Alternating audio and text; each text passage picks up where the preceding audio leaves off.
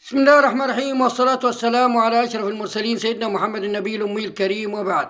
حبايبي المتابعين على قناتي على اليوتيوب، أهلا بكم. قصيدة جاية قصيدة بعنوان مات الجنيه. يعني القصيدة مش محتاجة شرح، والكل عارف إن الجنيه مات، يعني ما بيجيبش أي حاجة. الجنيه مش بيجيب حاجة، والأسعار على طول بسم الله ما شاء الله بيقدها. يعني السعر في الصبح غير السعر في الظهر، غير السعر في العصر، غير السعر. يعني بتقف عند البقال، لو حتى عدلت ظهرك لورا واشتريت سلعة تاني يقول لك انت اترفع سعرها. فالجنيه مات خالص الله يرحمه. فبقول فيها مات الجنيه ألف رحمة ونور عليه. بعد ما عانى من المرض نادوا عليه، ولا حد يومها قلب كام ولا بيه. نبكي عليه ولا بلاش نبكي عليه، ولا نقول الموت كان رحمة ليه.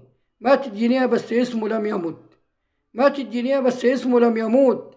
هنعيش على ذكراه لما كان أسد وحود، وبلاش نبكي عليه ونلتزم السكوت.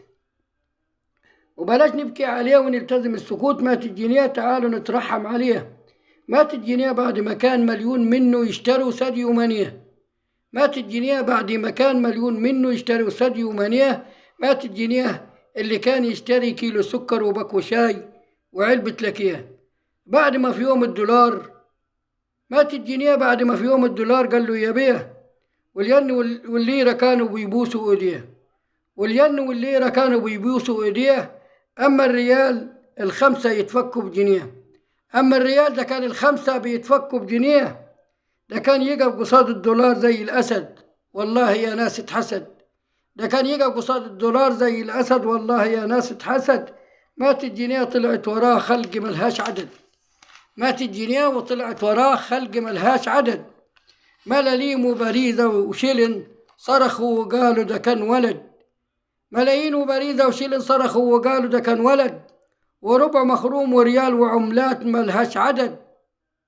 قالوا ده كان من أولياء الله الصالحين مدد مدد. قالوا ده كان من أولياء الله الصالحين ألف مدد. مات الجنيه وبيحكوا أحفاده عليه. مات الجنيه وبيحكوا أحفاده عليه. بيقولوا ده كان محترم زي أبو الهول والهرم.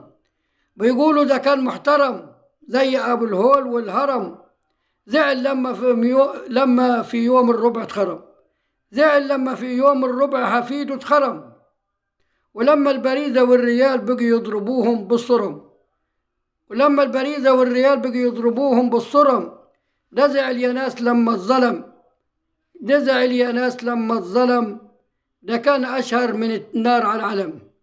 ده كان أشهر من النار على العلم.